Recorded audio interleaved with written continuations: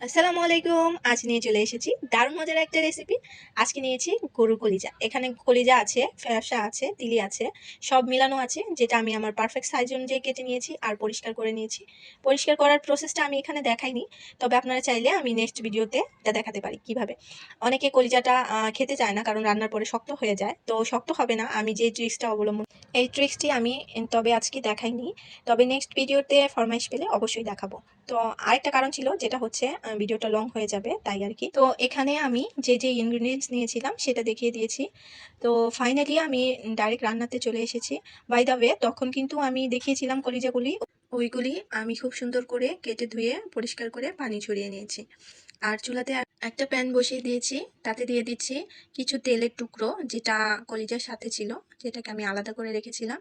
আর এটাতে একটু পানি ছিল, তাই তাই একটু ফুটে উঠছিল, কিন্তু কিছুক্ষণ পর ঠিক হয়ে গেছে।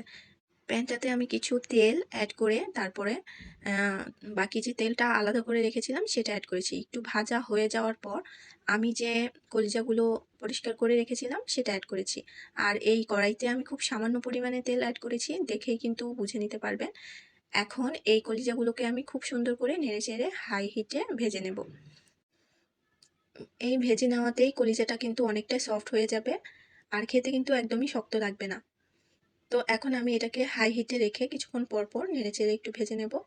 এইভাবে একবার একটু কলিজাগুলো রান্না করে দেখতে পারেন, তাহলে কিন্তু যারা কলিজা শক্ত হয়ে যায় বলে খেতে চান না, তারা কিন্তু অবশ্যই কলিজাটাকে পছন্দ করবেন, আর পারফেক্ট রেস্টুরেন্টের মতো হবে।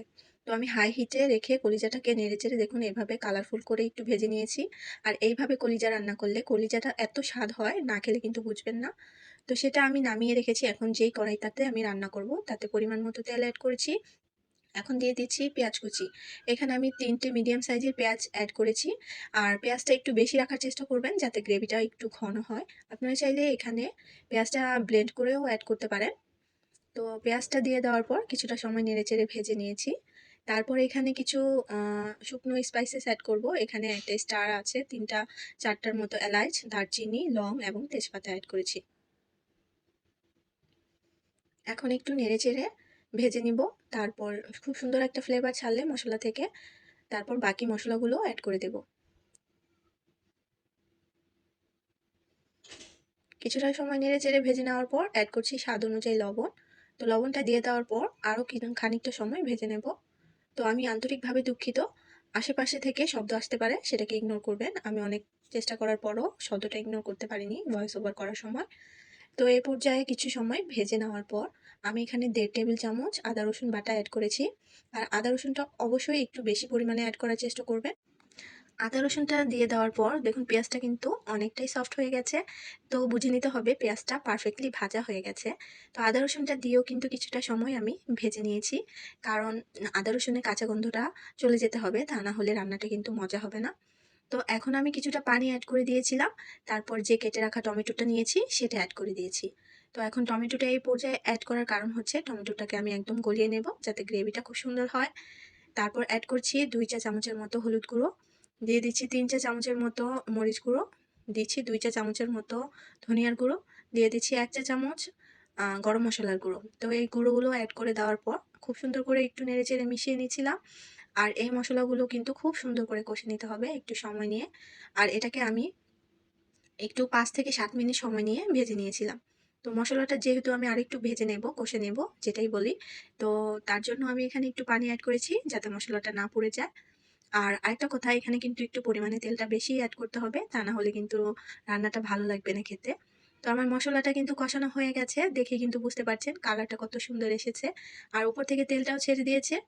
এই পর্যায়ে অ্যাড করে দিচ্ছি ভেজে রাখা কলিজাগুলো। তো সবগুলো অ্যাড করে দিয়েছি। এখন নেড়েচেড়ে সুন্দর করে মশলার সাথে মিশিয়ে নেওয়ার পালা। তো এ পর্যায়ে বলে নিচ্ছি, কারা আমার এই ভিডিও কোথা থেকে দেখছেন অবশ্যই কমেন্টে জানাবেন।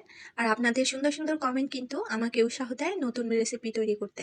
তো এভাবে নেড়েচেড়ে 5 থেকে 6 মিনিট আমি কিন্তু এটাকে কষিয়ে নিয়েছি। দেখুন কালারটা কত সুন্দর এসেছে, এখনই মনে হচ্ছে খেয়ে নেওয়া যাবে। তো এত সুন্দর একটা স্মেল আসছিল, ফ্লেভার আসছিল, তো বলে বোঝাতে পারবো না। তো আমি একটু চেষ্টা করছিলাম, এটা পানি ছাড়াই কিন্তু আমি 5 থেকে 7 মিনিট কিছুক্ষণ নেড়েচেড়ে, কিছুক্ষণ পর পর নেড়েচেড়ে কষিয়ে নিয়েছি। তো এই পর্যায়ে আমি অ্যাড করে দেব পানি। আর দেখুন মশলাটা কিন্তু আমি সম্পূর্ণ যে পানিটা উঠেছিল কলিজাটা অ্যাড করে দেওয়ার পর, সেই পানিটা কিন্তু আমি একদম শুকিয়ে নিয়েছিলাম। একটু পানিও কিন্তু নেই। তো অ্যাড করে দিচ্ছি পরিমাণ মতো পানি। আর এই পানিটা দিয়েই কিন্তু রান্না হবে। তো একটু পরিমাণ মতো পানিটা বেশি করে অ্যাড করেছি। তো একটু নেড়েচেড়ে মিশিয়ে নিচ্ছিলাম। আমার ভিডিওটা যারা ফেসবুক পেজ থেকে দেখছেন প্লিজ একটু ফলো করে দিবেন। আমি একদম নতুন। ভালো লাগলে অবশ্যই শেয়ার করবেন। আর শুরুতেই একটা কমেন্ট করবেন, লাইক করবেন, যাতে আপনাদের কমেন্টে আমি রেসপন্স করতে পারি যে আমার ভিডিওটা কতটা ভালো হয়েছে। তো যাই হোক, ভুল ত্রুটি হলেও ধরিয়ে দিবেন নেক্সট টাইম, যাতে আরও সতর্কতার সাথে তৈরি করতে পারি। তো পানিটা অলরেডি আমি সবটুকু শুকিয়ে নিয়েছি। তো ভালো করে কষিয়ে নিয়েছি। তারপর অ্যাড করে দিচ্ছি কেটে রাখা আলুগুলো। তো এ পর্যায়ে যারা আলু খেতে পছন্দ করেন না তারা কিন্তু স্কিপ করতে পারেন। আমার আলুটা ছাড়া চলবেই না। আর তাছাড়া কলিজার সাথে কিন্তু আলুটা না দিলে একদমই ভালো লাগে না। তো কার কার কাছে আলু ছাড়া তরকারি পছন্দ না সেটাও কিন্তু কমেন্টে জানাবে। তো আলুটা দিয়ে দেওয়ার পর খুব সুন্দর করে নেড়েচেড়ে মিশিয়ে নিচ্ছিলাম। আর এই পর্যায়ে আবারও বলে নিচ্ছি, যারা আমার এই ভিডিওটা ইউটিউব চ্যানেল থেকে দেখছেন তাদের সবাইকে অসংখ্য ধন্যবাদ। শুরুতেই একটা লাইক করে ভিডিওটা দেখা শুরু করবে। নতুন যারা যুক্ত হচ্ছেন তারা অবশ্যই চ্যানেলটার সাথে যুক্ত হয়ে যাবেন আর নোটিফিকেশনটা অলে রাখবেন। নতুন নতুন রেসিপি পেতে হলে নোটিফিকেশন অলে রাখতে হবে। তারপর কথা বলতে বলতে দেখুন আমি কিন্তু পানি ছাড়াই আলুটা কষিয়ে নিয়েছি কিছুটা সময়। আর যেহেতু পানি ছাড়া করেছি তাই কিন্তু ননস্টপ কিছুটা সময় পর পর নাড়াচাড়ার উপর রাখতে হবে। তা না হলে মশলাটা লেগে যাওয়ার সম্ভাবনা থাকবে। আর তখন কিন্তু যে রেসিপিটা তৈরি করছি সেটা ফ্লেভার একদম ভালো আসবে না। তো এ পর্যায়ে এটাকে আমি ঢেকে দিয়ে রান্না করে নেব। অফ ক্যামেরায় কিছুক্ষণ পরপর নেড়েচেড়ে দিয়েছি। তো একবার এখন দেখিয়ে দিচ্ছি। আলুটা সেদ্ধ হওয়ার জন্য যে পানিটা অ্যাড করেছি তাতেই কিন্তু হয়ে যাবে। এর থেকে বেশি পানি অ্যাড করতে হবে না। এই পর্যায়ে অ্যাড করছি ৪ থেকে ৫ টা কাঁচামরিচ। তো আশপাশ থেকে যদি কোনো বাচ্চা শব্দ পান কান্নার, তো ইগনোর করবেন। কারণ আমার আশেপাশে অনেক কথা হচ্ছিল, যার দরুন শব্দটা ইগনোর করতে পারিনি। তো আমি কিছুটা সময় পরপর অফ ক্যামেরায় কিন্তু রান্নাটা দেখে নিচ্ছিলাম। কারণ আমি চাচ্ছিলাম না যাতে আমার যে রান্নার অরিজিনাল ফ্লেভারটা আছে সেটা নষ্ট হয়ে যাক। কারণ একবার যদি লেগে যায় তাহলে কিন্তু রান্নাটা একদম নষ্ট হয়ে যাবে। তো অলমোস্ট আমার রান্নাটা শেষ হয়ে গেছে। নামিয়ে নেওয়ার আগে দিয়ে দিচ্ছি ১.৫ চা চামচের মতো ভাজা জিরের গুঁড়ো। আর এই ভাজা জিরের গুঁড়োটা দেওয়ার কারণে এই রান্নাটা কিন্তু আরও দ্বিগুণ মজা হবে। তো এখন কিন্তু যেই ঝোলটুকু দেখা যাচ্ছে এটা কিন্তু ঠান্ডা হওয়ার সাথে সাথে অনেকটাই কমে যাবে। কারণ এখানে যেহেতু আলু অ্যাড করেছি, আলুটা কিন্তু পানিটা অনেকটাই শুষে নেবে। তো এর থেকে আর আমি কমাবো না। তারপর ঠান্ডা হলে কিন্তু ঠিক হয়ে যাবে। তো ফাইনাল লুকটা আমি দেখিয়ে দিচ্ছি। আমার রান্না অলমোস্ট কমপ্লিট হয়ে গেছে। তো এইভাবে একবার এই রান্নাটা বাসায় ট্রাই করে দেখতে পারেন। এত মজা হয় যা বলে বোঝানো যাবে না। তো আমার রেসিপি কার কার কাছে ভালো লেগেছে অবশ্যই কমেন্টে জানাতে ভুলবেন না কিন্তু।